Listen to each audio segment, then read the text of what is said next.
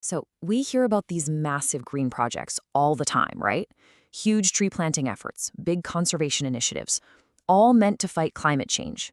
But how do we really know if they're working? I mean, how do we make sure that a project that's supposed to help the planet doesn't end up hurting people or local wildlife by accident? Well, today we are digging into the framework that was designed to answer exactly that question. It's a really tough question, but it's one we absolutely have to ask. You see, a project can have the best intentions in the world, but if it's laser focused on just one thing, like, say, sucking carbon out of the air, it can totally miss the bigger picture. And sometimes it can even create brand new problems. Okay, let's break this down. Imagine a project proudly announces, "We planted 1 million trees." That sounds amazing. A clear win for the climate, right? But what if planting all those trees meant local farmers who depended on that land for their survival got pushed out? And what if, to make room, a beautifully diverse native forest was bulldozed and replaced with just a single non-native tree species? All of a sudden, that climate win comes at a huge cost to the community and to biodiversity. And that, right there, is what we call the triple challenge. See, for a project to be truly sustainable and to create change that actually lasts, it can't just be about the carbon. It has to successfully juggle the super complex relationship between the climate, the local community, and the biodiversity of the area. So what we really need is a reliable way to check the homework. We need a system to verify that these projects are actually delivering positive results across all three of these areas, not just trading one good thing for two bad ones. So how do we do that? How do we make sure we get those triple benefits? Well, it turns out there's already a standard for that, a really comprehensive framework built to make sure projects deliver on that triple promise. They're called the Climate, Community, and Biodiversity Standards, or CCB Standards for short. They were launched way back in 2005 by some major players in the environmental world, and they basically provide a super rigorous playbook for designing and checking land-based projects to make sure they're creating benefits across the board.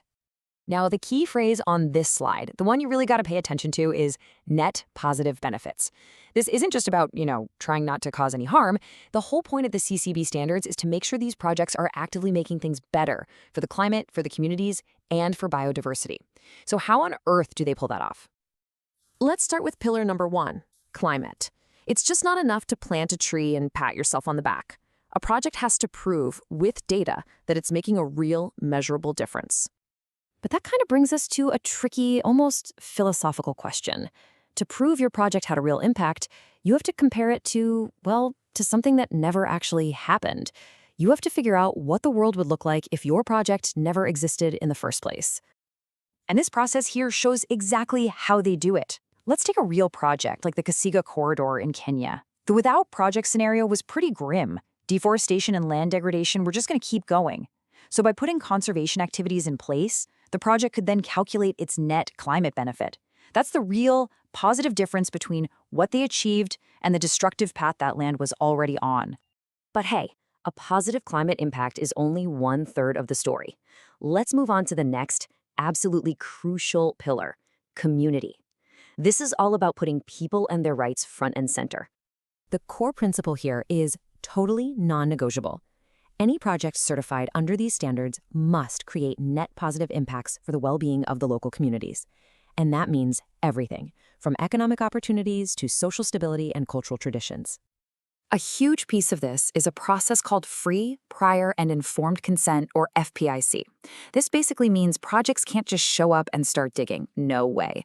They have to engage in a really deep, meaningful consultation process to make sure local communities, and especially Indigenous peoples, get it and agree to the project before a single thing happens. And the standards are smart. They recognize that a community isn't just one big blob of people. In a place like the Kasiga Corridor, this means identifying all the different groups, like women or smallholder farmers or the youth, and making sure that the benefits, like new jobs or funding for schools, are shared fairly and that everybody's rights are respected. And finally, that brings us to our third pillar, biodiversity.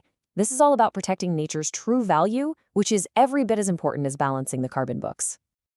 And just like with the community pillar, the goal here is so much more than just do no harm. The standards really push projects to actively enhance biodiversity, to leave the ecosystem healthier than they found it.